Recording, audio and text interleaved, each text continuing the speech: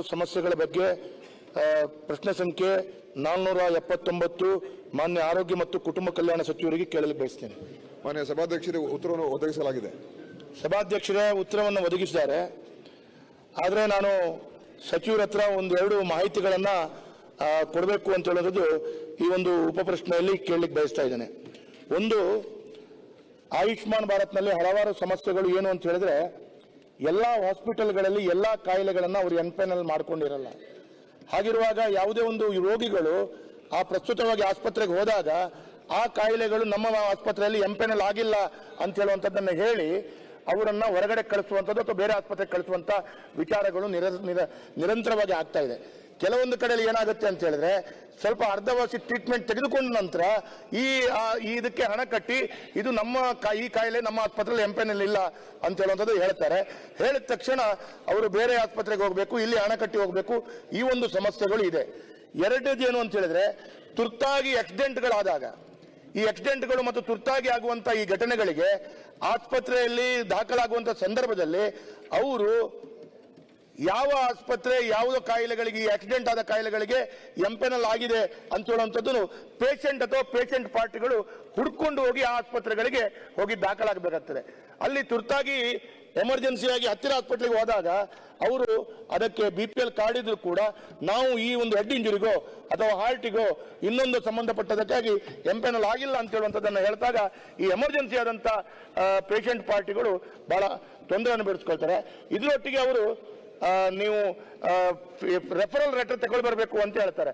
ಈ referral letter emergency ಆದಾಗ referral letter ತೆಗೆದುಕೊಂಡು ಬರುವಾಗ ಸ್ವಲ್ಪ ಸಮಯಗಳಾಗತ್ತೆ. ಹಾಗಾಗಿ ಇದು ಒಂದು ಈಗ ಪ್ರಸ್ತುತವಾಗಿರುವಂತ ಅನುಷ್ಠಾನ ಮಾಡ್ತಾ ಇರುವಂತದ್ರಲ್ಲಿ ಸಮಸ್ಯೆಗಳು.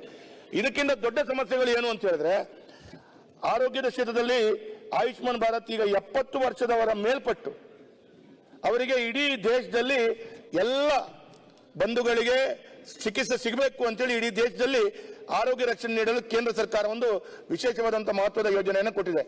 70 ವರ್ಷ ಮೇಲ್ಪಟ್ಟು ಕೊಟ್ಟಂತ ಈ ಯೋಜನೆ ಕರ್ನಾಟಕ ರಾಜ್ಯದಲ್ಲಿ ನಮ್ಮ ಜನರಿಗೆ ಸಿಗ್ತಾ ಇಲ್ಲ ಅಂತ ಹೇಳೋದು ದುಃಖ ಇದೆ.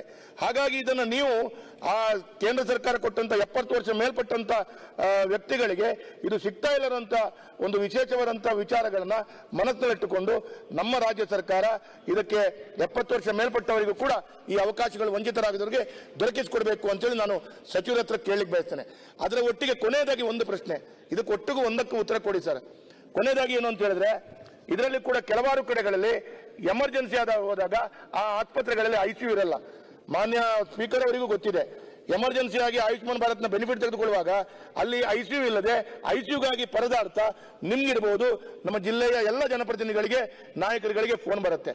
ಇದು ಎಲ್ಲವನ್ನ ನೀವು ಸರಿಸುಮಾರಾಗಿ ಸರಿಯಾಗಿ ಒಂದು ವ್ಯವಸ್ಥಿತವಾಗಿ ಸರಿ ಮಾಡಿಕೊಡ್ಬೇಕು ಅಂತೇಳಿ ನಾನು ನಿಮ್ಮ ಹತ್ರ ಕೇಳ್ಕೊಳ್ತೀನಿ. ಮಾನ್ಯ ಸಭಾಧ್ಯಕ್ಷರೇ, ಮಾನ್ಯ ವೇದವ್ಯಾಸ್ ಕಾಮತ್ ಅವರು ಹಲವಾರು ಪ್ರಶ್ನೆಗಳನ್ನು ಕೇಳಿದ್ದಾರೆ. ಅವರ ಒಂದು ಕೊನೆಯ ಪ್ರಶ್ನೆ ಮೊದಲು ನಾನು ಉತ್ತರ ಕೊಡ್ತೀನಿ, ವಯೋವಂದನಾ ಯೋಜನೆ ಬಗ್ಗೆ. ತದನಂತರ ಬೇರೆದಕ್ಕೆಲ್ಲ ಉತ್ತರ ಕೊಡ್ತೀನಿ. ವಯೋವಂದನಾ ಯೋಜನೆ ಇರುವಂಥದ್ದು 70 ವರ್ಷಕ್ಕಿಂತ ಹೆಚ್ಚಿರೋರಿಗೆ 5 ಲಕ್ಷವರೆಗೂ ಅವರಿಗೆ ಚಿಕಿತ್ಸೆ ಪಡ್ಕೊಳ್ತಕ್ಕಂಥದ್ದು ಅವಕಾಶ ಇರುವಂಥ ಸ್ಕೀಮು. ಅದು ಎಲ್ಲ ವ್ಯಕ್ತಿಗಳಿಗೂ ಸೇರಿಕೊಳ್ತದೆ. 70 ವರ್ಷಕ್ಕಿಂತ ಮೇಲ್ಪಟ್ಟರು ಎಲ್ಲರೂ ಕೂಡ ಅದು ಅನ್ವಯ ಆಗ್ತದೆ. ಅದು ಒಂದು ಒಳ್ಳೆಯ ಯೋಜನೆನೇ. ಈಗ ನಮ್ಮಲ್ಲಿ ಏನು ಆಯುಷ್ಮಾನ್ ಭಾರತ್ ಆರೋಗ್ಯ ಕರ್ನಾಟಕ ABRK ಅಂತ ಏನು ನಾವು ಕರಿತೀವಿ ಯೋಜನೆ, ಇದು ನಮ್ಮಲ್ಲಿ ಸುಮಾರು 1,12,00,000 ಕುಟುಂಬಗಳಿಗೆ ಇದು ಇರುವಂಥ ಯೋಜನೆ. ಕೇಂದ್ರ ಸರ್ಕಾರ ನಮಗೆ ಸುಮಾರು 69 ಲಕ್ಷ ಕುಟುಂಬಗಳು ಮಾತ್ರ ಕವರ್ ಮಾಡ್ತಾ ಇದೆ. ಅದಕ್ಕಿಂತ ಹೆಚ್ಚು ಕುಟುಂಬಗಳನ್ನು ನಾವು ಕವರ್ ಮಾಡ್ತಾ ಇದ್ದೀವಿ. ಆದರೆ ಇದರಿಂದ ಏನಾಗಿದೆ, ಬಹುತೇಕ ಮತ್ತು APL ಕಾರ್ಡ್ಗಳು ಕೂಡ ನಾವು 30% ನಾವು 1.5 ಲಕ್ಷವರೆಗೂ ನಾವು ಕವರ್ ಮಾಡ್ತಾ ಇದ್ದೀವಿ. ಸೊ ಬಹುತೇಕ ನಮ್ಮ ರಾಜ್ಯದ ಎಲ್ಲ ಕುಟುಂಬಗಳು ನಾವು ಈಗಾಗಲೇ ಕವರ್ ಮಾಡ್ತಾ ಇದ್ದೀವಿ. ಒಂದು. ಎರಡನೇದು ಏನಂತ ಹೇಳಿದ್ರೆ, ವಯೋವಂದನೆ ಇರುವಂಥದ್ದು 5 ಲಕ್ಷಕ್ಕಿಂತ ಏನು ಒಂದು ಕುಟುಂಬಕ್ಕೆ 5 ಲಕ್ಷ ಇದ್ರೆ ಅದಕ್ಕಿಂತ ಹೆಚ್ಚು ಖರ್ಚಾದಾಗ ಯಾರಾದ್ರೂ 70 ವರ್ಷ ವಯಸ್ಸಾಗಿರೋರು ಇದ್ದಾಗ 5 ಲಕ್ಷ ಆ ಒಂದು ಮಿತಿಯನ್ನು ದಾಟಿದ್ರು ಕೂಡ ಇನ್ನು 5 ಲಕ್ಷವರೆಗೂ ಅವ್ರಿಗೆ ಸಿಕ್ಕುವಂತ ಒಂದು ಯೋಜನೆ. ಈಗ ಈ ನಾನು ಕೇಂದ್ರ ಸರ್ಕಾರ ಪತ್ರ ಬರೆದಿದ್ದೇನೆ ಮಾನ್ಯ ಸಭಾಧ್ಯಕ್ಷರೇ. ಏನಾಗಿದೆ, ಈ ಆಯುಷ್ಮಾನ್ ಭಾರತ್ ಯೋಜನೆ ಏನಿದೆ ನಮ್ಮ ಇಂಪ್ಲಿಮೆಂಟೇಷನ್ ಈಗ 60-40 ಇದ್ರೂ ಕೂಡ ಕೇಂದ್ರ ಸರ್ಕಾರ 60%, ರಾಜ್ಯ ಸರ್ಕಾರ 40% ಇದ್ರೂ ಕೂಡ ನೈಜವಾಗಿ ಆಗ್ತಾ ಇರುವಂತದ್ದು 75% ರಾಜ್ಯ ಸರ್ಕಾರದ್ದು, 25% ಕೇಂದ್ರ ಸರ್ಕಾರದ ಆಗ್ತಾ ಇದೆ ನಮ್ಮ ಒಟ್ಟಾರೆ ಖರ್ಚು. ಸೊ ಅದರಿಂದ ಏನಾಗ್ತದೆ, ಈ ವಯೋವಂದನೆ ಯೋಜನೆಯನ್ನು ಅನುಷ್ಠಾನ ಮಾಡಬೇಕಾದ್ರೆ ಇದಕ್ಕೆ ಎಷ್ಟು ಖರ್ಚು ಆಗ್ಬೋದು ಮತ್ತು ಇದನ್ನ ಯಾವ ರೀತಿಯ ಕೇಂದ್ರ ಸರ್ಕಾರ ನೀವು ಭರಿಸ್ತೀರಾ ಅಂತ ನಾನು ಅವರಿಗೆ ಪತ್ರವನ್ನು ಬರೆದಿದ್ದೀವಿ. ನಮ್ಮ ಇಲಾಖೆಯ ಪ್ರಧಾನ ಕಾರ್ಯದರ್ಶಿಗಳು ಕೇಂದ್ರದ ಅವರ ಕಾರ್ಯದರ್ಶಿಗೆ ಬರೆದಿದ್ದಾರೆ. ನೀವು ಯಾವ ಲೆಕ್ಕಾಚಾರದ ಮೇಲೆ ಈ ದುಡ್ಡನ್ನು ಕೊಡ್ತೀರಾ, ಎಷ್ಟು ಅಮೌಂಟ್ ನಮ್ಗೆ ಕೊಡ್ತೀರಾ ಅಂತ ನಾವು ಡಿಟೇಲ್ ಆಗಿ ಒಂದು ನಮ್ಮ ಕಡೆಯಿಂದ ನಾವು ಪತ್ರ ಬರೆದಿದ್ದೀವಿ. ಅವ್ರು ಅದಕ್ಕೆ ಯಾವುದಕ್ಕೂ ಕೂಡ ಇನ್ನೂ ಉತ್ತರ ಕೊಡಲಿಲ್ಲ. ಯಾಕೆಂತ ಹೇಳಿದ್ರೆ ನಾವಿಲ್ಲಿ ಖರ್ಚು ಮಾಡ್ತಾ ಹೋಗೋದು, ಅವರು ಅದಕ್ಕೆ ಹಣ ಕೊಡದೆ ಹೋದ್ರೆ ಮತ್ತು ಇದು ಎಲ್ಲ ನಮ್ಮ ಮೇಲೇನೆ ಹೊರೆ ಆಗ್ತದೆ. ಸೊ ಅದನ್ನು ನಾನು ಸ್ಪಷ್ಟವಾದಂಥ ಒಂದು ವಿಷಯವನ್ನು ಅವರಿಗೆ ಕೇಂದ್ರಕ್ಕೆ ಬರೆದಿದ್ದೇನೆ. ಇನ್ನೂ ಕೂಡ ಅವರು ನಮಗೆ ಒಂದು ಉತ್ತರ ಕೊಟ್ಟಿಲ್ಲ.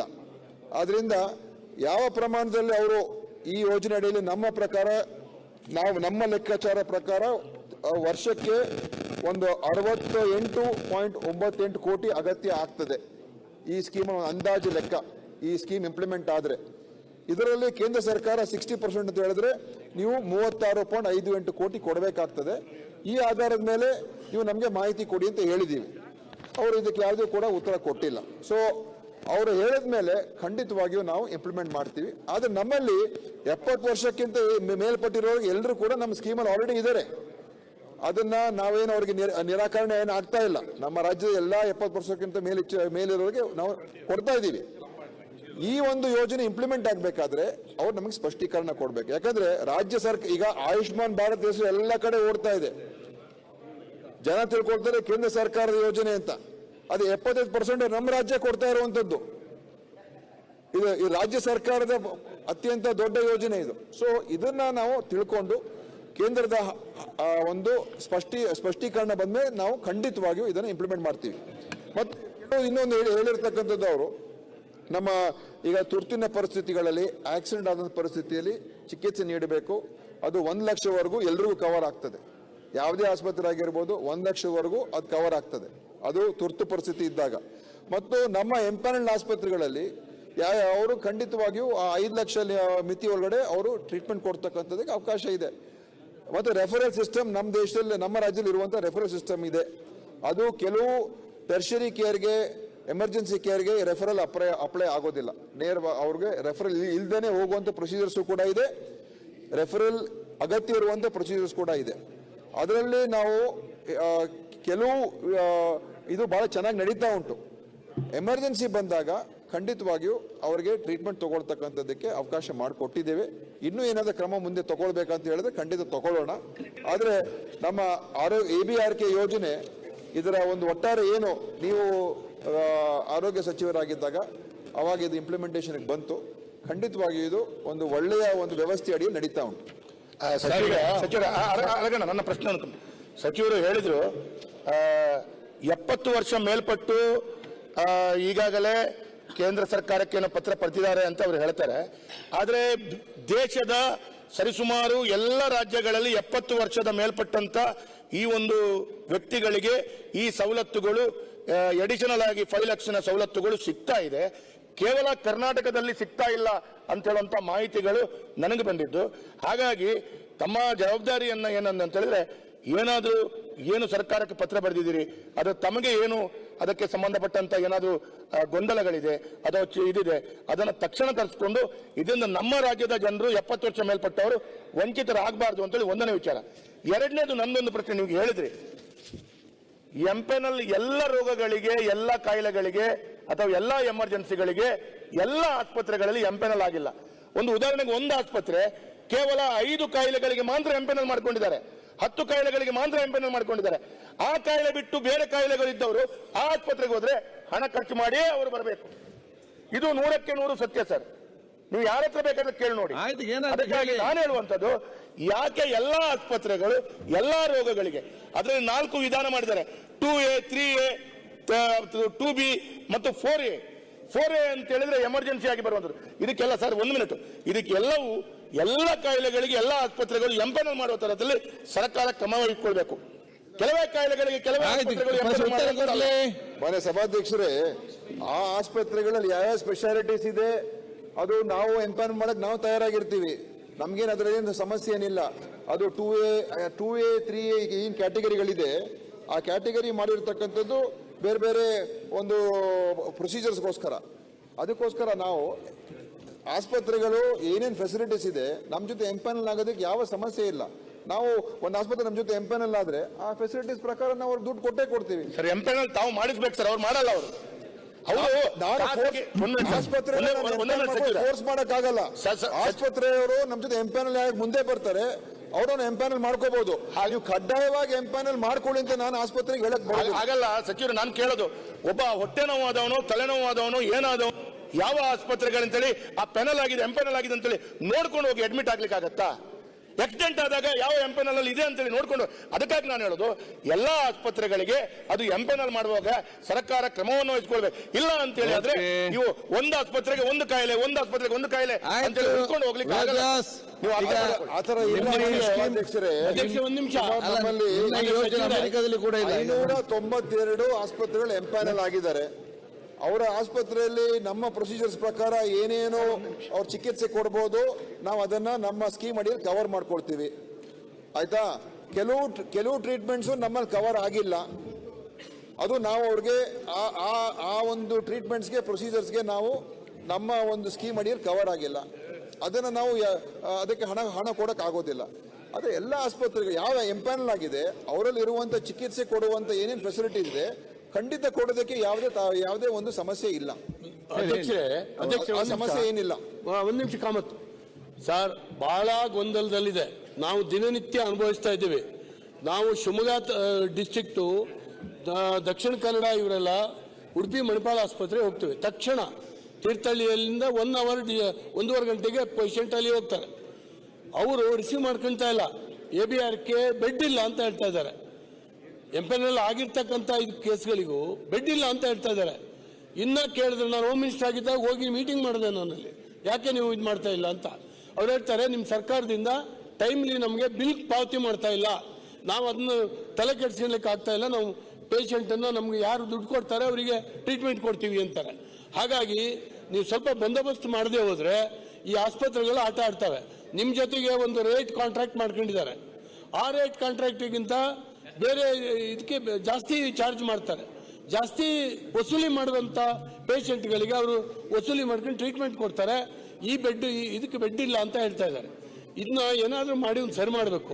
ಆಮೇಲೆ ಒಂದೇ ಒಂದು ನೀವು ಹೇಳಿದ್ರಿ 70 ವರ್ಷದ ಮೇಲ್ಪಟ್ಟಂಥವ್ರಿಗೆ ಇದನ್ನು ಫೆಸಿಲಿಟೀಸ್ ಕೊಡಲಿಕ್ಕೆ ಕೇಂದ್ರ ಸರ್ಕಾರ ನಿರ್ಣಯ ತಗೊಂಡು ಬಹಳ ಸಮಯ ಆಯಿತು. ನೀವು ಲೆಟರ್ ಬರ್ಕೊಂಡು ಕೂತ್ಕೊಳ್ಲಿಕ್ಕಾಗಲ್ಲ. ನಿಮ್ಮ ಅಧಿಕಾರಿಯನ್ನು ಕಳಿಸಿ ಸೆಂಟ್ರಲ್ ಗವರ್ಮೆಂಟ್ ಅಧಿಕಾರಿ ಜೊತೆ ಮಾತನಾಡ್ಲಿಕ್ಕೆ ಹೇಳಿ. ಮಾನ್ಯ ಸಭಾಧ್ಯಕ್ಷರೇ, ಈಗ ನಮಗೂ ಕೂಡ ಕೇಂದ್ರ ಸರ್ಕಾರದಿಂದ ಬರುವಂತ ದುಡ್ಡನ್ನು ತಗೊಳ್ಳೋದಕ್ಕೆ ನಮ್ಗೆ ಆಸಕ್ತಿ ಇರೋದಿಲ್ವಾ? ನಮ್ಮ ಜನರಿಗೆ ಸ್ಕೀಮಿಂದ ಅನುಕೂಲ ಆಗುತ್ತೆ, ನಾವು ತಗೊಳ್ತೀವಿ, ನಮಗೂ ಬೇಕದು. ಆದ್ರೆ ನಾವು ಹೇಳುವಂತ ಪ್ರಶ್ನೆಗೆ ಇನ್ನೂ ಅವರು ಉತ್ತರ ಕೊಟ್ಟಿಲ್ಲ. ನಮ್ಮ ಅಧಿಕಾರಿ ದೆಹಲಿಗೂ ಕೂಡ ಹೋಗಿ ಬಂದಿದ್ದಾರೆ, ಅಲ್ಲೂ ಮಾತಾಡಿದ್ದಾರೆ. ಇದುವರೆಗೂ ಕೂಡ ಕೇಂದ್ರ ಸರ್ಕಾರ ನಮಗೆ ಸ್ಪಷ್ಟ ಉತ್ತರ ಕೊಟ್ಟಿಲ್ಲ. ಸೊ ಆ ವಯೋವಂದನೆ ಯೋಜನೆಗೆ ಅದು ಕೇಂದ್ರ ಸರ್ಕಾರದಿಂದ ಸ್ಪಷ್ಟೀಕರಣ ಬಂದ ನಂತರ ಖಂಡಿತ ಇಂಪ್ಲಿಮೆಂಟ್ ಮಾಡ್ತೀವಿ. ಕೆಲವು ಕಡೆ ಆಸ್ಪತ್ರೆಗಳಲ್ಲಿ ಹೆಚ್ಚು ಪೇಮೆಂಟ್ ತಗೊಳ್ತಾರೆ ಎಲ್ಲ ನೀವೆಲ್ಲ ಹೇಳ್ತಾ ಇದ್ದೀರಾ. ಯಾಕಂತ ಹೇಳಿದ್ರೆ ನಮ್ಮ ಏನು ಪ್ಯಾಕೇಜ್ ರೇಟ್ಸ್ ಇದೆ ಇದು 2018 ಪ್ಯಾಕೇಜ್ ರೇಟು ಒಂದು ಹಳೆ ರೇಟ್ಸ್ ಇದೆ. ಈಗ ಎಲ್ಲ ಹೆಚ್ಚಾಗಿದೆ ರೇಟ್ಸ್. ಸೊ ನ್ಯಾಚುರಲ್ ಏನ್ ಮಾಡ್ತಾರೆ ಅವರು, ಸ್ವಲ್ಪ ಹೆಚ್ಚು ಪೇಷಂಟ್ಗಳಿಂದ ಹೆಚ್ಚು ಹಣ ಕೇಳ್ತಾ ಇದ್ದಾರೆ. ಕೆಲವು ಕಡೆ ಕಂಪ್ಲೇಂಟ್ಸ್ ಇದೆ, ನಾನು ಇಲ್ಲ ಅಂತ ಹೇಳೋದಿಲ್ಲ, ಆಯ್ತಾ? ಅದನ್ನ ರಿವೈಸ್ ಮಾಡಬೇಕು. ಈಗ ರಿವೈಸ್ ಮಾಡೋದು ಕೂಡ ಪ್ರಾಬ್ಲಮ್ ಇದೆ. ಯಾಕೆ ಅಂತ ಹೇಳಿದ್ರೆ ನಾವೀಗಾಗಲೇ 75% ನಾವು ದುಡ್ಡು ಕೊಡ್ತಾ ಇದ್ದೀವಿ. ನಾನೇನಾದ್ರೂ ರಿವೈಸ್ ಮಾಡಿದ್ರೆ ಈ ಪ್ಯಾಕೇಜ್ ರೇಟ್ಸ್ ಅನ್ನ ಕೇಂದ್ರ ಸರ್ಕಾರ ಅವರು ಹೆಚ್ಚು ನಮ್ಗೆ ಅನುದಾನ ಕೊಡದೆ ಹೋದ್ರೆ ನನಗೆ 90% ಆಗುತ್ತೆ ನನ್ನ ಖರ್ಚಾಗ. ಕೇಂದ್ರ ಸರ್ಕಾರ 10% ಇಳಿತದೆ. ಈ ಆಯುಷ್ಮಾನ್ ಭಾರತ್ ಸ್ಕೀಮ್ ಇದೆಲ್ಲ, ನಾನು ಪ್ಯಾಕೇಜ್ ರೇಟ್ಸ್ ರಿವೈಸ್ ಮಾಡಿದ್ರೆ ಈಗ ನನ್ನ ಖರ್ಚು 90% ಆಗ್ತದೆ, ಕೇಂದ್ರ ಸರ್ಕಾರ ಬರೀ 10% ಆಗ್ತದಾಗ. ಯಾಕಂದ್ರೆ ಅವರು ನಮ್ಗೆ ಹಣ ಹೆಚ್ಚು ಕೊಡೋದಿಲ್ಲ. ಅವ್ರದ್ದು ಪರ್ ಪರ್ಸನ್ ಪರ್ ಇಯರ್ 1052 ರೂಪಾಯಿ ಅಂತ ಲೆಕ್ಕಾಚಾರ ಮಾಡಿ ಕೊಡ್ತಾ ಇದ್ದಾರೆ. ಅದನ್ನ ಅವರು ರಿವೈಸ್ ಮಾಡ್ಕೋಬೇಕು. ಅದು ರಿವೈಸ್ ಮಾಡಿದಾಗ ನಾನು ಇಲ್ಲಿ ರಿವೈಸ್ ಮಾಡಿಕೊಂಡು ನನ್ನ ಪ್ಯಾಕೇಜ್ ರೇಟ್ಸ್ ಅನ್ನು ಹೆಚ್ಚು ಮಾಡಿಕೊಂಡು ಅವಾಗ ನಾನು ನಮ್ಮ ಜನರಿಗೆ ಅದು ಮುಟ್ಟಿಸಬಹುದು. ಸೊ ಕೇಂದ್ರ ಸರ್ಕಾರ ಕೂಡ ಹೇಳಿದ್ದೀವಿ, ಅವರು ಈಗ ಅದರ ಬಗ್ಗೆ ಚರ್ಚೆ ಮಾಡ್ತಾ ಇದ್ದಾರೆ. ಬಹುಶಃ ಅವರು ಏನಾದರೂ ಅದನ್ನ ಬದಲಾವಣೆ ಮಾಡಿಕೊಂಡ್ರೆ ಅವರಲ್ಲಿ ರೇಟ್ ರಿವೈಸ್ ಮಾಡ್ಕೊಂಡ್ರೆ, ನಾನು ರೇಟ್ ರಿವೈಸ್ ಮಾಡಿದ್ರೆ, ಅವಾಗ ಈ ನಮ್ಮ ಪ್ಯಾಕೇಜ್ ರೇಟ್ಸ್ ಹೆಚ್ಚಾಗ್ತದೆ, ಅವಾಗ ಆಸ್ಪತ್ರೆ ಕೂಡ ಅನುಕೂಲ ಆಗುತ್ತೆ. ಆಮೇಲೆ ಮೂರನೇದು ಮಾನ್ಯ ಸಭಾಧ್ಯಕ್ಷರೇ ಹೇಳಿದ್ರು, ಬಹಳ ಸಮಯ ಏನಾಗ್ತಾ ಇಲ್ಲ, ವಿದಿನ್ 30 ಡೇಸ್ ಅವ್ರಿಗೆ ಪೇಮೆಂಟ್ ಮುಟ್ತಾ ಇದೆ. ನಾವು ಅದನ್ನ 15 ದಿವಸಕ್ಕೆ ಇಳಿಸಬೇಕು ಅಂತ ಕೂಡ ನಾವೀಗ ಅದನ್ನೆಲ್ಲ ಮಾಡ್ತಾ ಇದೀವಿ. ಈ ಮೊದಲು ಏನ್ ಡಿಲೇ ಆಗ್ತಾ ಇತ್ತು, ಇವಾಗ ಡಿಲೇ ಆಗ್ತಾ ಇಲ್ಲ. 30 ದಿವಸದ ಒಳಗೆ ಎಲ್ಲ ಆಸ್ಪತ್ರೆಗಳಿಗೆ ಅವ್ರಿಗೆ ಏನು ಅವರು ಅಪ್ಲೋಡ್ ಆಗಿರ್ತದೆ ಆ ಅಮೌಂಟ್ ಅವ್ರಿಗೆ ಮುಟ್ತಾ ಇದೆ. ಆಥರೈಸ್ ಆಗಿರುವಂತ ಪೇಮೆಂಟ್ಸ್ ಮುಟ್ತಾ ಇದೆ. ಅದೇನು ಸಮಸ್ಯೆ ಏನಿಲ್ಲ. ಆದ್ರಿಂದ ನಾವು 15 ದಿವಸಕ್ಕೆ ಇಳಿಸುವಂತ ಪ್ರಕ್ರಿಯೆ ಆದಷ್ಟು ಶೀಘ್ರದಲ್ಲಿ ಮಾಡ್ತೀವಿ. ಇನ್ನೂ ಅದನ್ನ ನಾವು ಸುಲಭವಾಗಿ ಅವರಿಗೆ ಹಣ ಮುಟ್ತಕ್ಕಂಥದ್ದು ಮಾಡ್ತೀವಿ. ನಮ್ಮ ಉದ್ದೇಶ ಇಂಪ್ಲಿಮೆಂಟ್ ಆಗ್ಬೇಕು. ಆದ್ರೆ ದುಡ್ಡನ್ನ ನಾವು ಖರ್ಚು ಮಾಡೋದು ಹೆಸರು ಮಾತ್ರ ಕೇಂದ್ರ ಸರ್ಕಾರ ಆದ್ರೆ ಅದಕ್ಕೆ ನಮ್ಮ ಒಪ್ಪಿಗೆ ಇಲ್ಲ. ನಮ್ಮ ಒಪ್ಪಿಗೆ ನೀವು ಇಂಪ್ಲಿಮೆಂಟ್ ಮಾಡಿ ಮಾಹಿತಿ ಇಲ್ಲ. ದಯವಿಟ್ಟು ಡ್ಯಾಮೇಜ್ ಇದು ಡ್ಯಾಮೇಜಿಂಗ್ ಹೇಳ್ತಿರಲ್ಲ, 5 ಲಕ್ಷದ ಆರೋಗ್ಯ ದೃಷ್ಟಿಯಲ್ಲಿ ನೀವು ಹಣ ಇದು ಅದು ಅಂತ ಹೇಳಿದ್ರೆ ಏನು ಸಚಿವರು ನೀವು ಹಾಗೆ ಹೇಳ್ಬಾರ್ದು. ನಾನು ಹೇಳ್ಬಹುದು, ನೀವು ಹೇಳಬಾರ್ದು. ನೀವು ಸಚಿವರಾಗಿ ಈಗ ಚಂದ್ರ ನಾನು ಅದನ್ನು ರಿಪೋರ್ಟ್ ಕೊಡಿ ನೋಡಿ ಸಚಿವರೇ. ಬಡ ಈಗ ಇತ್ತೀಚಿನ 3-4 ದಿವಸಗಳಲ್ಲಿ ಪತ್ರಿಕೆಯಲ್ಲಿ ಬಂದದ್ದು, ಬಡ ರೋಗಿಗಳಿಗೆ ಐಸಿಯು ಸಿಗುತ್ತಿಲ್ಲ, ಖಾಸಗಿ ಅವರು ಆಯುಷ್ಮಾನ್ ಚಿಕಿತ್ಸೆ ಕೊಡುತ್ತಿಲ್ಲ. ವಿಜಯ ಕರ್ನಾಟಕ, ಉದಯವಾಣಿ ಬೇರೆ ಬೇರೆ ಪತ್ರಿಕೆಯಲ್ಲಿ ಯಾಕೆ ಹೇಳ್ತೇನೆ ಅಂತ ಹೇಳಿದ್ರೆ, ನೀವು ಹೇಳುವಂತ ಮಾತುಗಳು ಅದರಲ್ಲಿ ಕೂಡ ರೆಗ್ಯುಲರ್ ಆಯುಷ್ಮಾನ್ ಭಾರತ್ ಒಂದಾದ್ರೆ 70 ವರ್ಷ ಮೇಲ್ಪಟ್ಟು ದೇಶದ ಎಲ್ಲ ರಾಜ್ಯಗಳಲ್ಲಿ ಸಿಗುತ್ತೆ, ಕೇವಲ ಕರ್ನಾಟಕದಲ್ಲಿ ಸಿಗಲ್ಲ ಅಂತೇಳಿ ಆದ್ರೆ ನಿಮಗೆ ಅದು ಮಾಡ್ಲಿಕ್ಕೆ ಇಂಟ್ರೆಸ್ಟ್ ಇಲ್ಲ ಅಂತ ಬರುತ್ತೆ. ಕರ್ನಾಟಕ ಕೇಂದ್ರ ಸರ್ಕಾರದ ಇಷ್ಟ ಇಲ್ಲ ಅಂತೇಳಿ ಆಗುತ್ತೆ. ಹಾಗಲ್ಲ, ನೀವು ಲೆಕ್ಕಾಚಾರಗಳಿದ್ರೆ ಕೂತ್ಕೊಂಡು ಮಾಡ್ಕೊಂಡು, ಆದ್ರೆ ರಾಜ್ಯ ಸರ್ಕಾರ ರಾಜ್ಯ ಜನರಿಗೆ ಬರಬೇಕಾದಂತ ಸವಲತ್ತು ತೊರೆದುಕೊಡ್ಬೇಕಾದಂತ ಜವಾಬ್ದಾರಿ ನಿಮ್ದು. ಆಯ್ತು. ಈಗ ಒಂದೇ ನಿಮಿಷ ಸರ್, ಒಂದ್ ನಿಮಿಷ ನಿಮ್ಮ ಎಲ್ಲಾ ಸ್ಕೀಮ್ಗಳಕ್ಕಿಂತ ಈ ಸ್ಕೀಮು ಜನರಿಗೆ ಅತ್ಯಂತ ಹೆಚ್ಚು ಯೂಸ್ ಆಗುವಂತ ಸ್ಕೀಮ್. ಇವತ್ತು ಹೊಟ್ಟೆ ನೋವಾದ್ರೆ, ನೆಗಡಿ ಆದ್ರೆ ಅವ್ರ ದವಾಖಾನಿಗೆ ಹೋದ್ರ ಅಲ್ಲಿ ಗುಳಿ ಕೊಡ್ಲಿಕ್ಕೆ ನಡೀತೈತೆ. ಅವ್ರು ಹೊರಗೆ ಹೋಗಿ 10 ರೂಪಾಯಿ ಕೊಟ್ಟು 20 ರೂಪಾಯಿ ಕೊಟ್ಟು ತೋಳ್ತಾರೆ. ಆದ್ರೆ ಇದೇನು ಸೀರಿಯಸ್ ಡಿಸೀಸ್ ಏನ್ ಬರ್ತಾವಲ್ಲ, ನೀವೇನು ಆಯುಷ್ಮಾನ್ ಆರೋಗ್ಯದಲ್ಲಿ ಕವರ್ ಮಾಡ್ತೀರಿ, ಇದನ್ನ ಅವ್ರಿಗೆ ಅಫೋರ್ಡ್ ಮಾಡಕ್ ಆಗೋದಿಲ್ಲ. ಅದಕ್ಕೆ ಬೇರೆದರಲ್ಲಿ ಬಜೆಟ್ ಕಡಿಮೆ ಮಾಡ್ರಿ, ಇದರಲ್ಲಿ ನೀವು ಕೊಡೋದಾದ್ರೂ ದುಡ್ಡು ಕೊಡ್ರಿ ದಯಮಾಡಿ. ಅದು ಕೇಂದ್ರ ಸರ್ಕಾರ ಜೊತೆ ನೀವು ಅದನ್ನ ಪ್ರಪೋಸಲ್ ಕಳಿಸ್ರಿ, ಹೆಚ್ಚು ಮಾಡ್ಕೊಳ್ಳೋದು ಮಾಡ್ರಿ. ಅದಕ್ಕೆ ನಮ್ಮಿಂದ ಏನು ಸರ್ಕಾರ ಬೇಕಂದ್ರೆ ನಾವು ಸತ್ಯ ಕೊಡ್ಲಿಕ್ಕೆ ತಯಾರಿದ್ದೇವೆ. ಆದ್ರೆ ಇದಕ್ಕೆ ಮಾತ್ರ ಅದನ್ನ ರಿವೈಸ್ ಮಾಡ್ರಿ ರೇಟ್. ಅದು ರಿವೈಸ್ ಮಾಡ್ಲಿಲ್ಲ ಅಂತಂದ್ರೆ ನಿಮ್ದೇನ್ 90% ಏನ್ ಪ್ರಶ್ನೆ ಇಲ್ಲ. ಸರ್, ತಾವು ಎಮರ್ಜೆನ್ಸಿಯಲ್ಲಿ ಏನ್ ಕೇಸಸ್ ಅನ್ನ ಕ್ರೈಟೀರಿಯಾ ಮಾಡಿದಿರಿ, ಆ ಕ್ರೈಟೀರಿಯಾ ಏನಾಗ್ತದೆ ಸರ್? ಒಂದ್ ನಿಮಿಷ ಸರ್, ಒಂದ್ ನಿಮಿಷ